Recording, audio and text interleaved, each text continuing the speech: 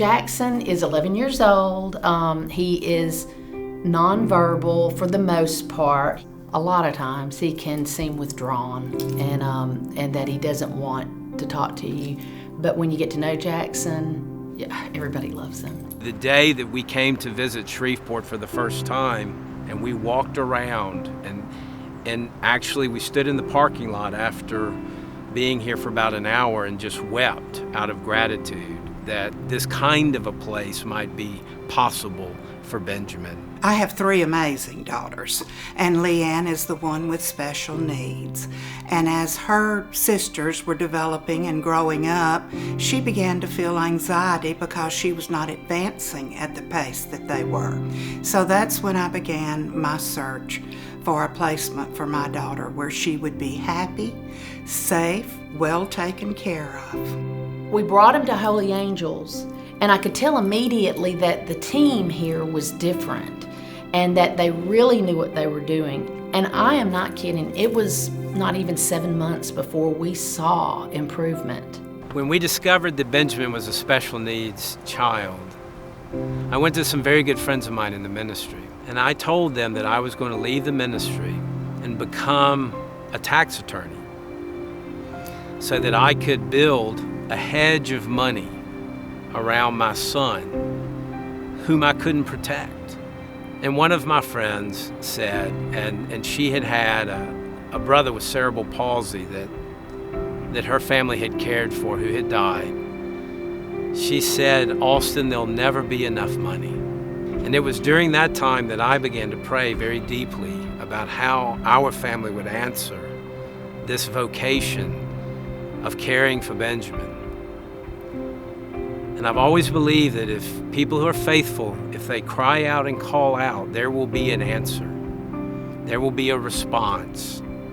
And in many ways, Holy Angels is that response.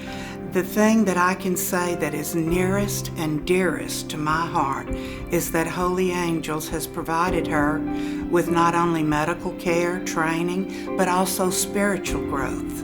And that's very important to me and to my family. They look at whole health in an individual. So they're looking at physical health, mental health, quality of life, spiritual health, and in a non-denominational way. They are looking at a total happy quality of life for anyone who comes and gets services at Holy Angels. I would say in terms of the professional giftedness at Holy Angels, they understand the process that families, especially the parents of special needs children, have to go through as they begin to differentiate their own identity and their own life from that individual in the family who has such needs. And that is not an easy road to walk with a family. I would be a lot more worried about Jackson's future right now if Holy Angels wasn't here.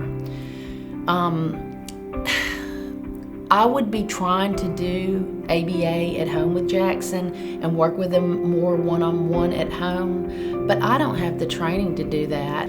So having a team with this type of training here in our area where we don't have to drive out of town on weekends, which is not that effective anyway, but being able to bring him here 3 days a week, it's been life-changing. I shudder to think about Holy Angels not being here, and I don't know what we would have done, to be honest with you.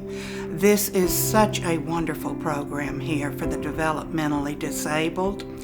Leanne has blossomed here. Autism moms can be dragon moms, not because we enjoy being mean, but because we're used to having to fight for our kids.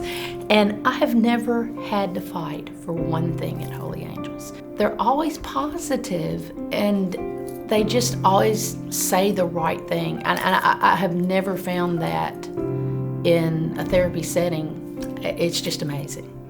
This place has been the answer to this mother's prayers, no doubt.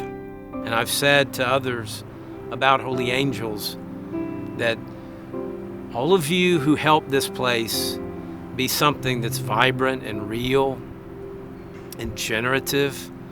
All of you that help support this place, you are the answers to other people's prayers. And you may not even know it, because there is a mother and a father somewhere today, somewhere in this country, that is crying out.